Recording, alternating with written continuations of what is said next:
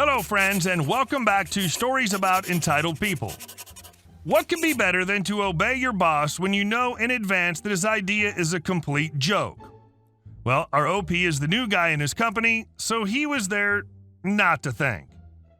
You're not here to thank. Ouch. But okay. About a decade ago, I was the new guy at the company. We have people fly in from all over the world to start putting gear together before leaving again for job sites. And one of the things I did in my earlier days was pick those people up from the airport, take them to their hotel after work, etc. I pick a guy up who's going to be my boss on an upcoming job. The airport's about an hour from our HQ and hotel if you take the highway and main roads. When I meet him at the airport, he makes a request that I follow the directions on this awesome new GPS app that he's got on his phone. Swears it finds the absolute fastest routes. I'm paid by the hour and I'm the new guy, so sure, no problem. It ends up taking almost 25% longer than the main roads would have, but I'm not bothered. The next day, I'm asked to take him to his hotel. It's a straight shot a few miles down the road, but the roads always stop and go at rush hour. I make a turn off the road almost immediately in order to take a route that I know is faster, and he starts giving me a gentle amount of grief about not listening to his magical GPS app. I get him to the hotel in great time, but he still won't stop insisting that the main road, which we could see was backed up, would have been faster. Okay, fine. A couple days later, we drive a few hours to our primary job site. The trip's fine, I follow his magic app, and we arrive without incident. It's the largest job I've done so far, and I admittedly stumbled with a little bit of it. Boss tries to give me a pep talk at the end of day one, but fails miserably. One of the critiques he gave me is, "You're not here to think. There are engineers on the job, and there are techs. I'm just a tech, and I'm told I basically am just there to do grunt work as spec and just listen to what people like him tell me to do." Pretty demoralizing lecture, honestly, but I take it to heart. Once the event's over, it's my job to take Boss Man back to the airport, which I'd like to remind you at this point is in the city I live in, and not where he's from. We're running a little later than I would prefer to, but he's the kind of guy who would rather get to the airport 15 minutes before his flight boards, and as always, we're using his GPS, which he's still raving about. I don't know if the dude's friend invented the app or something, but he's just seriously fawning over it. Well, we approach what I know is the exit to the airport, but the app says to stay on the highway and take the next exit in a mile or two. So I follow the app, having learned my lesson from the boss, and soon we're stopped dead in a tight, single-lane construction zone. Boss realizes this and starts to panic, then starts asking me if I'm sure I took the right route. The exit I'd normally take for the airport was a little ways back, but the GPS said to keep going. "You went past the exit for the airport?" His voice is raised, but not shouting. "I went past an exit for the airport," I calmly replied. "I'm sure this one will get us there, but with the speed traffic is moving, I don't know if we'll make your flight. It's already a pretty tight connection." He shouted at me this time. "What were you thinking?" Since the car was stopped dead, I turned my head so I could meet his eyes and very blankly said, "I'm not here to think." If Uber had existed there at the time, I think he would have gotten out of the car with his bag and called for a ride. As it is, I spent the rest of the trip listening to him yell at some poor airline agent about getting his flight rebooked, since it was at this point he wasn't going to get there in time. And the thing is, this really wasn't even malicious on my end. I was just too timid to rock the boat anymore, so I was doing things exactly as I was told. Not my fault that it bit him in the butt. And our second story. My entitled neighbor stole my garage. Twice. I live in a northeast of England and originally from Wales. I owned a house in Wales I've been renting out for the last 10 years. Everything's been super smooth until a year ago. The tenant stopped paying rent, made multiple promises to pay, etc. In the end, I got so frustrated I decided to sell the place. I cut my losses on the outstanding rent, £3,000, and told the tenant if he left by a certain date, I'd write off the rent. Tenant goes over the deadline by a couple of weeks, but ultimately leaves. However, the house is in terrible condition. The tenant has painted many of the walls bright orange, and it got this paint everywhere, including the carpet and skirting boards. The oven had half-cooked rotten food. He'd been too lazy to put rubbish in the outside bin, so simply threw it into the shed. Anyway, bit of a side story, but for context, I live 6 hours away, but my mom and stepfather live 30 minutes away. I've decided to sell, but of course I can't sell the house in its current state. My mom's generously offered to help, and we set a date for me to come back down to start the work. We order a skip, etc. 2 solid days' work later, the place is looking much better. It's not going to win House of the Year, but enough to sell. One of the issues is we can't seem to get the garage key to work. My stepfather promises to come the following week and drill the lock out. Fast forward to the following week, and my stepfather's in the process of drilling the lock out when he's interrupted by a neighbor who we'll call EN, entitled neighbor. EN: "Excuse me, can you please stop doing that? You're damaging my garage." Stepfather: Actually, this garage belongs to my stepson who's selling this house." "Well, I've been using this garage for the last 12 months, so he has no right." What?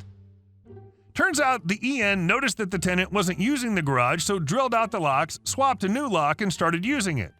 When it was finally opened, it was full to the brim with his stuff. He didn't think anyone would notice.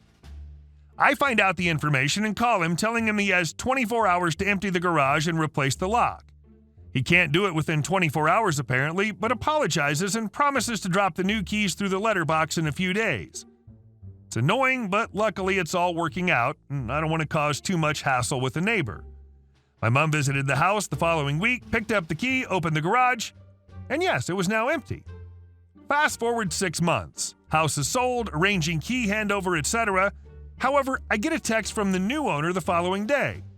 "Hi, OP. Thanks for sorting the keys early yesterday. Could you please send someone over to clear the garage out in the next week or so? Thanks, OP." Under the sale contract, it's my responsibility to ensure the house and any buildings are empty for the sale. Otherwise, I can be liable for costs, etc.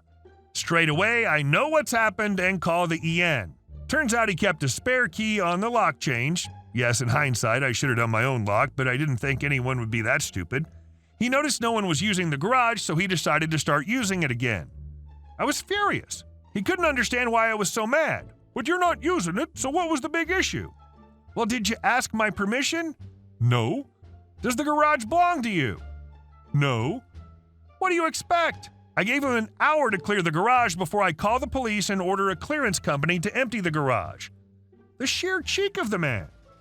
Anyway, all sorted now. Garage is empty, locks have been changed, and having sold the property, the entitled neighbor's now someone else's problem. I hope the next owner's less patient and trash all the neighbor's stuff right away if it happens again. And our last story. I can park wherever I want. I live close to the beach, like a 10-minute walk. As you can imagine, with nice days, people park in our neighborhood, free parking, and walk to the beach. There is a lot of parking space, paid, closer by. Parking's quite enough for the residents, but not for us and tourists who don't want to pay or can't get a parking space closer by. My dear husband and I decided to remove some poles from our front yard so that I can park my car there.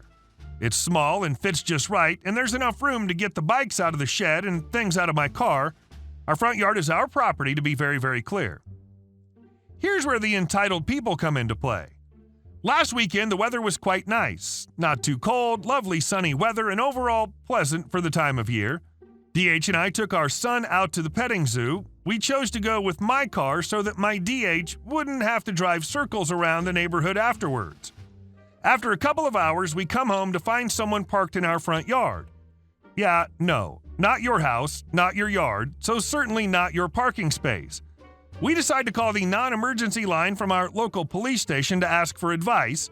They tell us to call a tow truck and that they would be coming over to supervise if needed. Okay, cool. Tow truck companies called. They said they'd be over in around 20 minutes. They had some other towing to do. TTC will be the tow truck crew, EM, entitled man, EW, entitled woman, DH, my dear husband, me, miniature elephant at this point. I decide to stay outside to wait for them. TTC comes, we show proof of residence, and they start to do their job of getting some drinks from me. Mom always taught me to be kind and look after people, even if they do the jobs you hired them for. They have their drinks, give a business card for the owners, just in case, and leave. I go to my car and put it back in our own front yard. 2.5 hours later, our doorbell rings. The entitled people have returned from their extended walk on the beach. I open the door. EM. Hello, our car is supposed to be here. Me. Yes, it used to be. We had it towed as it was on our property. But there's no sign, so we're allowed to park here. No, you're not. This is private property. We don't need to put out a placard or something. We had checked that. You little liar! You just stole our car and sold it! No, I didn't. I have the phone number of the towing company. Trying to hand them the card. Screaming ensues from both of them. I'm still standing in the doorway. DH is throwing anxious glances through our living room door. I'm 19 weeks pregnant, and he doesn't like the sound of what's happening outside. Then the fun begins. EM tries to force entry to our home. DH sees this, pushes EM out, and closes the door. Afterwards, we dialed for some blue-colored assistance. Meanwhile, we have a pair of banshees at the front door, ringing the doorbell and pounding on the door. Couple minutes later, our blue-colored assistants show up. My DH was not having me near them again. He went outside where the entitlement came wafting through the air towards us. He explained the whole situation to the cops while the EM and EW were screaming things like liar and thief. DH even called the TTC and they affirmed they had towed a truck with given license plate number. It came to a point where the cops gave the EC they had two options, either leave willingly or leave with a couple of shiny bracelets on. They left screaming. TTC called us afterwards just to tell us how it went and ask if we were okay. Told us they had loads and loads of fun by messing with them a bit. 3 times a guess what screwed on our side of the shed. Yep, a note saying that our front yard is private property and cars will be towed. I can imagine the fun the towing company had with those entitled A-hats. Hey guys, thank you all for watching the video. I'll see you in the next one.